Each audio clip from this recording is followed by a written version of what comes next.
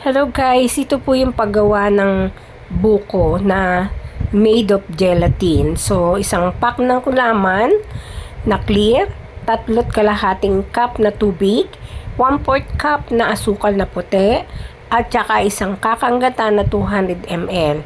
Halu-haluin nyo lang po hanggang sa kumulo at ibuhos sa isang lalagyan. Pagkabuhos at tumigas na siya na ganyan, i-grated nyo po siya na kung meron kayong pangkayod ng buko, yan ang gamitin ninyo. Kung wala naman, pwede naman tinidor. At yung matitira sa ilalim dahil hindi na natin magawa na stripe, tinidor na lang po yung ginamit ko. So, yan po. At ipinagsama ko na sila. So, halos kalahati po ang nagawa ko dyan sa lalagyan na yan. So, napakarami po, diba? Kung bibili ka ng buko, mga 4 na buko